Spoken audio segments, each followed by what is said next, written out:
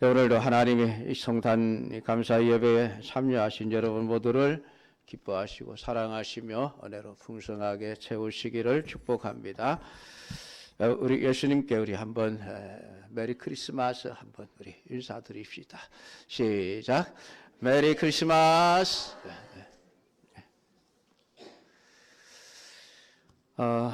2024년 우리 성탄절을 맞이했습니다마는 해가 지날수록 좀 씁쓸한 마음을 떨칠 수가 없습니다. 왜냐하면 세상에서 점점 예수님의 성탄이 잊혀져 가는 것 같아서입니다. 물론 경제적인 어려움, 정치적인 혼란 등의 이유도 있겠지만은 세상은 이제 점점 하나님도 필요 없고 예수님도 필요 없는 그런 시대가 되어져 가고 있습니다. 예수님의 성탄에 대해서 관심도 없고 길거리에 나가봐도 이 성탄절인지 아닌지 분위기도 별로 보이지를 않는 그런 시대를 지금 우리가 살아가고 있습니다. 진짜 온 세상이 기뻐하고 즐거워해야 할 성탄절인데 이 사람들은 점점 성탄에 대해서 무관심해져 가고 있습니다. 더구나 교회도 그런 분위기에 좀 휩쓸려 가는 것이 아닌가 하는 좀 생각을 버릴 수가 없는 것이 교회도 이제 개인과 가정의 생활이 점점 중요해지고 그러다 보니까 이제 성탄절 예배도 점점 이렇게 뒤로 후순위로 밀려가는 이런 모습들을 볼 수가 있습니다. 참 안타깝게도 성탄 예배를 성탄절에 드리지 않고 성탄 전야에 드리고 그냥 성탄절은 개인과 가족들끼리 보내는 그런 교회들이 하나 둘씩 지금 생겨나고 있는 그런 상황입니다.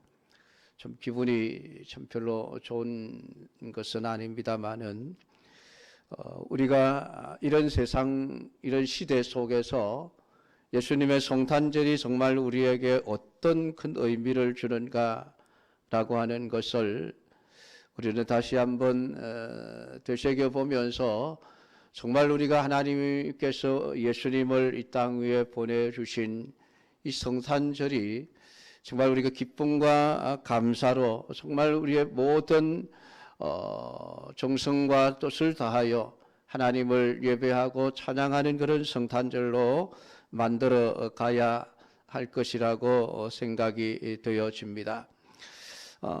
그럼에도 불구하고 세상이 성탄절을 점점 잊어간다 할지라도 굳이 마음 아파할 필요는 없겠구나 하는 생각을 하게 되어집니다. 왜냐하면 첫 번 성탄절부터 세상은 예수님의 성탄에 대해서 전혀 관심이 없었기 때문입니다.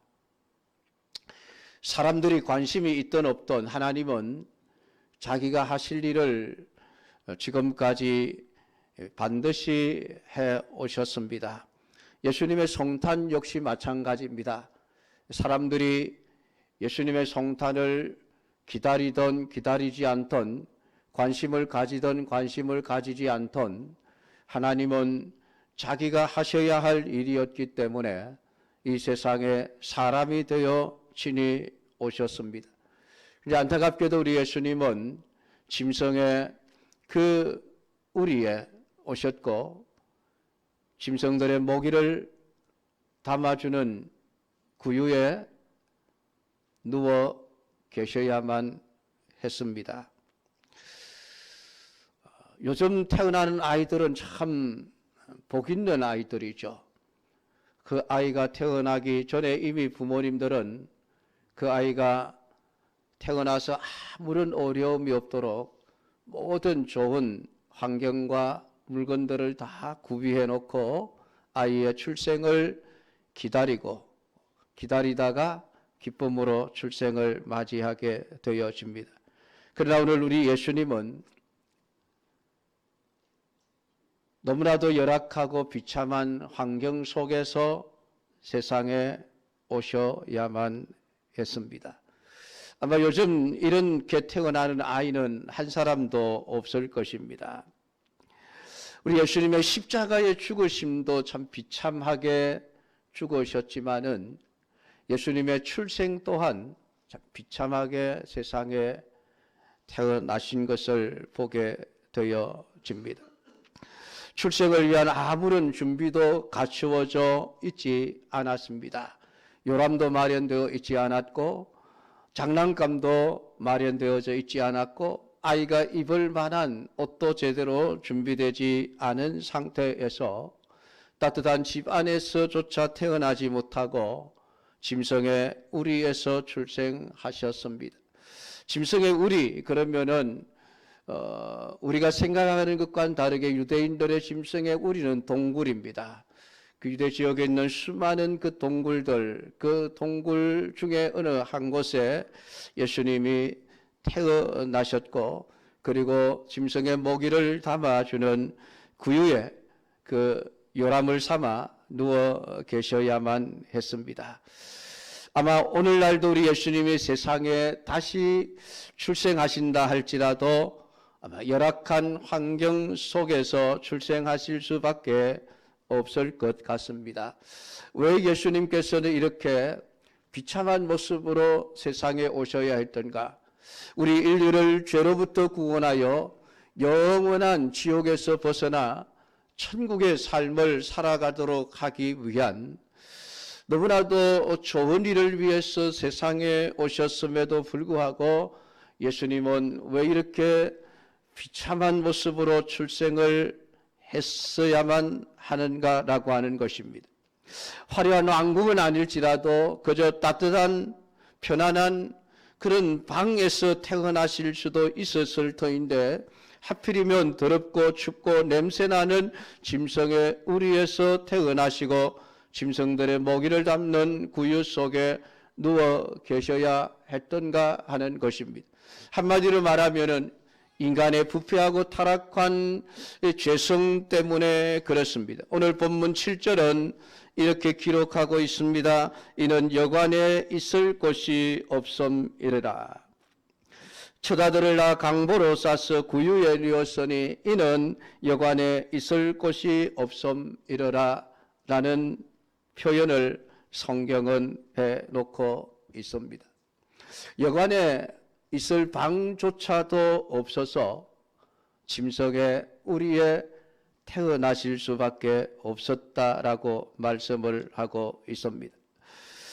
예수님의 어머니 마리아나 아버지 요셉이 우리 아이는 짐승의 우리에서 낳자 하고 원해서 짐승의 우리에서 태어나신 것이 아니라는 것입니다. 아버지 요셉도 어머니 마리아도 아마 첫 아들을 낳을 때 얼마나 좋은 환경에서 편안하게 아무런 부족함이 없는 상태에서 그 아이를 낳고 싶어 했지 않겠습니까? 그것이 모든 부모의 마음이지요. 그러나 그럴 수가 없었습니다. 오늘 갈릴리 나사렛에 살던 이 요셉과 마리아는 마침 그때에 로마의 황제인 아구스도가 천하로다 호적을 새로 하라는 명령을 내렸습니다. 이 명령이 내려졌기에 하루라도 지체할 수가 없었습니다. 나사렛에서 베들레헴까지 일주일이면 갈 수 있는 그런 거리입니다. 물론 차를 타고 가면 하루 만에도 갈 수 있는 거리겠지만은 그 당시엔 자동차가 없었기에 나귀를 타거나 걸어서 가야만 하는 길이었습니다. 그럼에도 일주일 정도면은 충분히 갈 수 있는 길이었습니다. 근데 왜 그렇게 만삭의 몸으로 이미 그때에 해산할 날이 찼다라고 말씀을 하고 있습니다. 그러니까 출산이 임박해서 집을 떠나 베들레헴으로 갈 수밖에 없었다는 것입니다. 아마도 그것은 황제의 명령이 너무나도 준엄했기 때문에 지체할 수가 없었기 때문이 아니겠습니까? 뭐 임산부라고 해서 봐주는 것도 없고 그냥 무조건 빨리 호적하라라는 그런 명령이 내려졌겠죠. 그래서 어쩔 수 없이 만삭의 몸을 이끌고 사는 곳을 떠나 고향인 베들레헴으로 호적하기 위해서 가야만 했습니다. 그럼에도 불구하고 그들은 여행 중이지만은 그래도 여관에서라도 아이가 태어나기를 원했지 않겠습니까? 그러나 그들의 희망은 희망으로 끝나버리고 말았으니 여관을 찾아갔지만은 아무도 방을 빌려줄 수가 없었습니다. 왜냐하면 이미 방들이 가득 차 있었기 때문입니다. 지금 전국에서 호적하기 위해서 고향을 찾아온 사람들로 여관마다 가득가득 차서 빈 방이 없었기 때문입니다. 방이 없다. 핑계가 될 수 있을 것입니다. 그러나 우리 조금만 생각해 보면 그 영안의 방을 잡고 있는 사람들 가운데 누가 과연 지금 만삭의 몸을 이끌고 힘들어하는 마리아보다 더 어렵고 힘든 처지에 있는 사람이 있었겠습니까? 아마 아무도 없었을 것입니다. 지금도 임산부와 약자들을 배려할 것을 요구하고 있지 않습니까? 지하철을 타도 임산부와 약자를 배려하는 좌석을 따로 두고 있습니다. 그렇지 않다 할지라도 옛날보다는 못하지만은 그래도 약자들을 보면 자리를 양보해 주는 그런 분들을 볼 수가 있습니다. 그러나 오늘 이 예수님이 태어나던 그 당시의 사람들 중에 아무도 만삭의 몸을 하고 있는 이 약자인 임산부 마리아를 배려해 주는 사람은 한 사람도 없었습니다. 약자에 대한 배려는 하나님의 말씀을 통해서 유대인들에게 가르쳐 주신 법이었습니다. 율법이었습니다. 항상 고아와 과부와 약자들을 생각하고 돌볼 것을 하나님은 말씀하셨고 그렇게 살아왔던 그들입니다. 그럼에도 불구하고 지금 만삭의 임산부가 언제 출생할지 모르는 위기 상황에 놓여 있음에도 불구하고 아무도 마리아를 향하여 선뜻 자기가 잡아놓은 방을 내어주는 사람이 한 사람도 없었다라고 하는 것입니다. 그 좋은 방을 차지하고 있었던 사람들 중에는 젊은 사람들도 있었을 테고 또 혼자 넓은 방을 쓰는 사람들도 있었을 것입니다.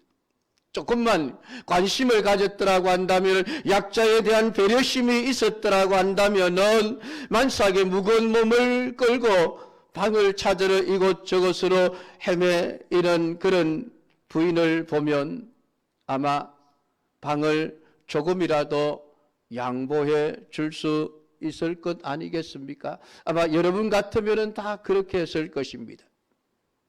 아마 우리 예수님이 오늘 시대에 은광교회 성도들이 사는 동네에 태어났더라면 아마 마구간에 태어나는 일은 없었을 것입니다. 아마 다 자기 방을 양보해 주셨으리라고 믿습니다. 그러나 안타깝게도 예수님이 태어나던 그 당시의 사람들은 아무도 이 약한 마리아를 배려해 주는 사람이 한 사람도 없었습니다. 오늘 이러한 사실은 그 당시의 사람들의 심령에 얼마나 죄와 악으로 가득 차 있었던가 하는 것을 우리에게 여실히 증명해 주고 있는 것입니다. 그래서 그들을 흑암에 앉은 자들이라고 성경은 표현을 하고 있는 것이죠. 1988년 12월호 교사의 벗이라는 책에 이런 글이 실렸었습니다.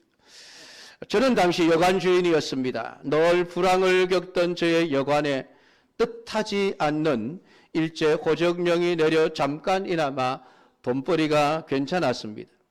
그러던 어느 날 저녁 늦게 피로에 지친 듯한 임산부를 데리고 온 젊은이가 있었습니다.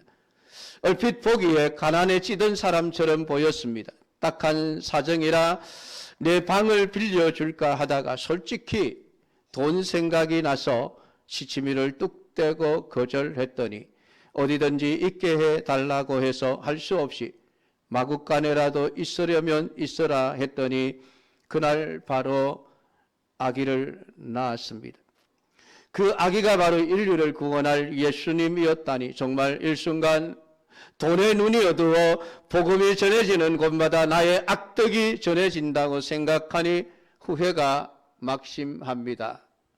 라는 글입니다. 물론 이 내용의 한 작가의 상상력에 의해서 쓰여진 것이었지만은 그 당시에 도덕과 양심이 얼마나 타락해 있었는지를 우리는 볼 수가 있는 것입니다.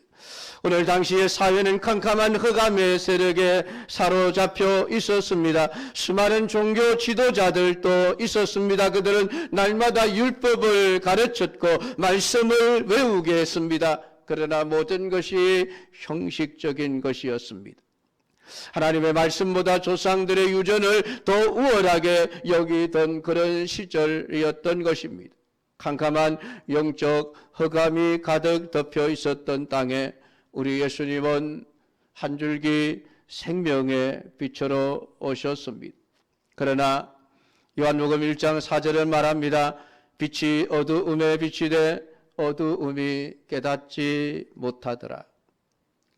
모든 사람들의 마음이 흑암으로 덮여 있었기에 만삭의 부인을 외면하였고 결국 예수님은 짐승의 우리에 태어나실 수밖에 없었던 것입니다.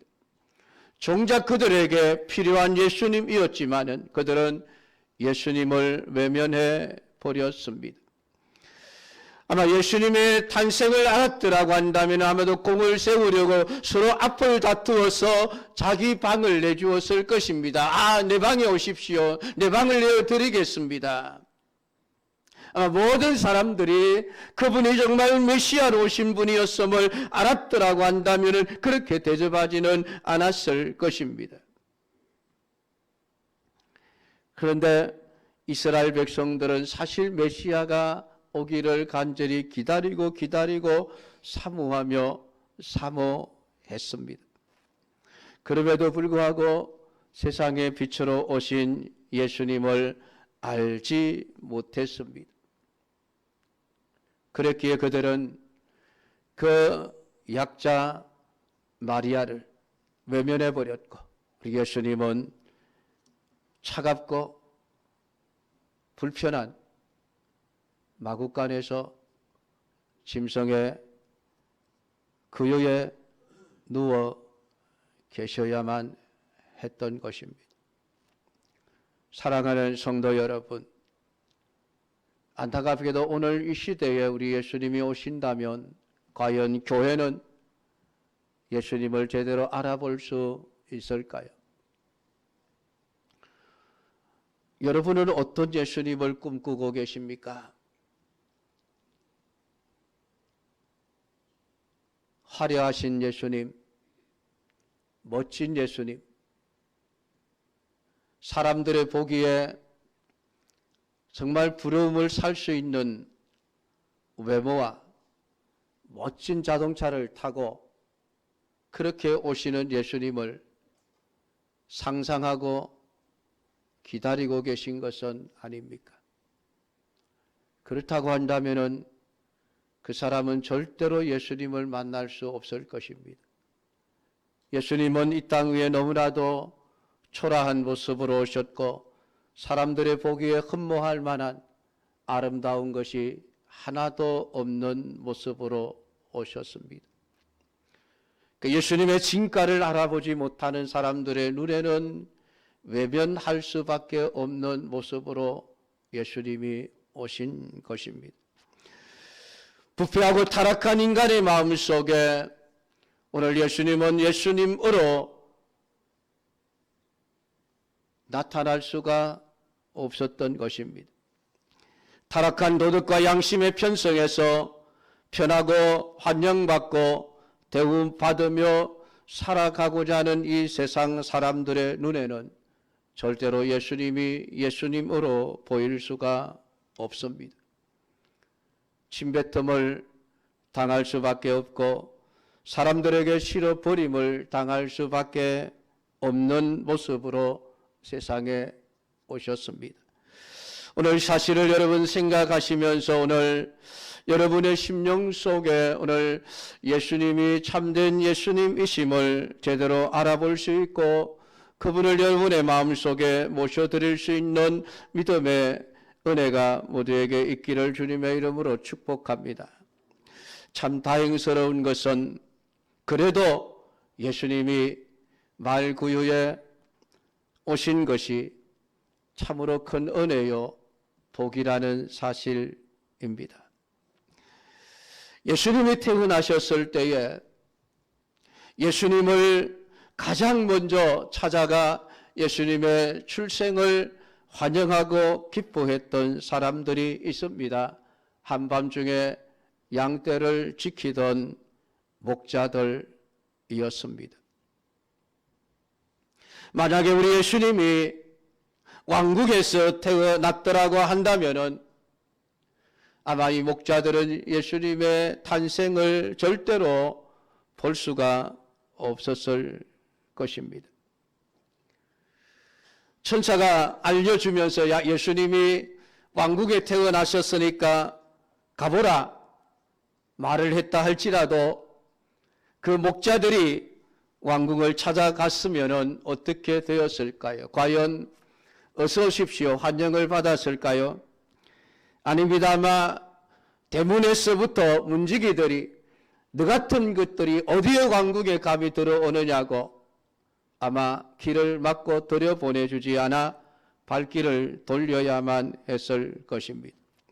부잣집의 맏아들로 태어났어도 마찬가지였을 것입니다. 천한 신분의 목자들이 어떻게 귀한 집의 도련님이 태어났는데 너희들이 가장 먼저 인사를 하러 온다는 말이냐? 너희들 안 와도 괜찮아. 오지마. 아마 그렇게 외면을 당하고 거절을 당했을 것입니다. 그러나 오늘 우리 예수님께서 바로 그 양떼들이 잠을 자고 있는 그 우리의 짐승의 우리에 오셨기에 양떼들을 지키던 목자들이 천사의 가르침을 받아 그 예수님의 탄생하신 자리를 찾아갔을 때에 마르다와 마리아는 그들을 결코 외면하지 않았습니다. 기쁨으로 받아들여 주었습니다. 그래서 오늘 세상에 가장 먼저 예수님의 탄생을 보았던 사람들이 가장 낮은 신분의 목자들이었고 가장 천한 사람들이었음을 오늘 성경은 우리에게 기록해서 보여주고 있는 것입니다. 어떻게 해서 목자들이 예수님의 탄생을 축하할 수 있었던가? 예수님께서 바로 그 짐승의 우리에 태어나셨기 때문이다 라는 것을 우리에게 말씀해 주고 있습니다. 그것은 세상의 모든 사람들이 예수 그리스도의 구원의 은총을 받아 누릴 수 있도록 하기 위해서 오늘 예수님은 기꺼이 비록 사람들의 관심을 끌지 못했지만은 짐승의 우리에 오셨던 것입니다. 과연 예수님이 왕자로 태어났더라면 가난한 사람들이 예수님의 탄생을 축하해 줄 수 있었을까요? 오늘 시대에 예수님께서 대통령의 아들로 태어났다 그러면은 과연 우리 같은 서민들이 예수님의 출생을 찾아볼 수 있었을까요? 아마 불가능했을 것입니다. 오늘 천한 신분의 목자들이 예수님을 만나보고 경배하며 기뻐할 수 있었던 그 놀라운 은총은 예수님이 짐승의 우리에 오셨기 때문입니다. 그러니까 오늘 예수님은 자신의 뜻을 따라서 짐승의 우리에 오셨던 것입니다. 많은 사람들의 환영과 축하를 바라신 것이 아닙니다. 오늘 예수님은 자신의 모든 그 사람이 되어 세상에 오심이 세상에서 가장 낮고 천한 자들까지도 그 예수님의 출생을 받아들일 수 있고 볼 수 있고 함께 축하해 줄 수 있는 그러한 신분으로서 세상에 오시기를 원하셨던 것입니다. 사랑하는 성도 여러분, 오늘 예수님은 기꺼이 짐승에 모기를 담아 짐승들의 배를 불리는 그 구유에 자신의 몸을 누이셨습니다. 오늘 이것이 우리에게 무엇을 가르쳐주고 있습니까? 예수님은 자신을 생명의 떡으로서 우리에게 영원한 생명을 주시기 위해 기꺼이 자신을 내어주시기 위해서 오신 분이심을 우리에게 가르쳐주고 있습니다. 나를 먹으라는 것입니다. 예수님께서 십자가에 죽으시기 전에 유월절 잔치를 하시면서 떡을 떼어 제자들에게 나누어 주시며 이것을 받아 먹어라. 이것은 너희를 위하여 주는 내 몸이니라. 잔을 내어 주시면서 받아 마셔라. 너희를 위하여 흘리는 바 언약의 피라 말씀하시면서 제자들에게 나누어 주셨습니다. 예수님은 기꺼이 자신의 모든 것을 우리의 영원한 생명을 위하여 기꺼이 내어주셨습니다. 그래서 자신을 나는 생명의 떡이니 나를 먹는 자는 결코 줄이지 아니할 것이요 라고 말씀을 하셨는데 오늘 예수님께서 그 짐승의 먹이통에 자신의 몸을 누이신 사건은 자신을 우리의 먹이로 주셨다는 의미를 담고 있는 것입니다. 오늘 예수님은 출생 시부터 자신의 모든 것을 우리를 위하여 기꺼이 내어주실 분으로 세상에 오신 분이심을 우리에게 말씀해 주고 있습니다. 오늘 예수님이 태어나신 그 자리가 불결하고 더러운 것이었기에 아무리 악하고 더러운 인간의 마음이라 할지라도 그 마음에 예수 그리스도를 모셔드리기만 하면 예수님은 기꺼이 그 마음속에 들어가시는 분이심을 우리에게 말씀해 주고 있습니다. 그래서 일생 동안 악을 행했던 강도지만은 마지막 순간에 십자가의 죽음 앞에서 예수님을 그 마음에 모셔들었을 때에 예수님은 기꺼이 그 더럽고 추악한 강도의 마음속에도 들어가셨고 오늘 그의 심령을 깨끗하게 하사 오늘 네가 나와 함께 낙원에 있을 것이라 우리에게 말씀해 주시는 복을 허락해 주셨습니다.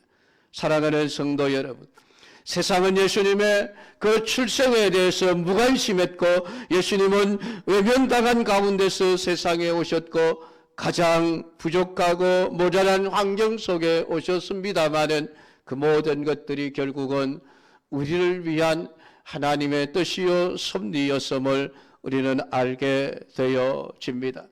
오늘 가장 낮고 천한 자들까지도 주님이 주시는 영원한 생명의 은혜를 누리도록 하기 위하여 기꺼이 예수님은 자신을 가장 낮고 천한 짐승의 우리에까지 낮추셔서 오셨던 것입니다.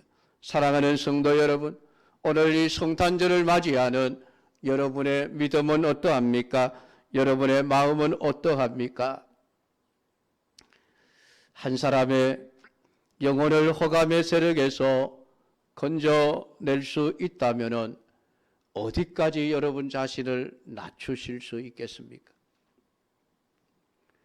기꺼이 짐승의 우리에까지 낮아질 수 있겠습니까?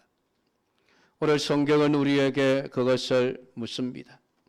성탄절은 그냥 예수님의 탄생을 기뻐하고 즐거워하는 것으로 끝나는 날이 아닙니다. 왜 예수님께서 세상의 사람이 되어 오셨고 왜 그렇게 낮고 천한 신분으로 가장 비참한 모습으로 세상에 오셨는지 그 마음과 그 정신을 알고 그 정신을 받아들여 오늘 나의 모든 삶을 주님이 원하시는 영혼 구원을 위해 내어줄 수 있는 삶을 살아가는 믿음의 사람으로 살아가라고 우리에게 가르쳐 주시는 하나님의 교훈입니다.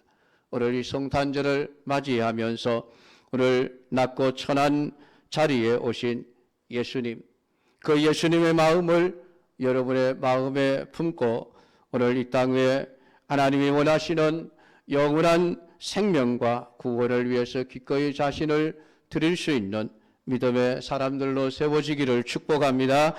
기도하겠습니다. 하나님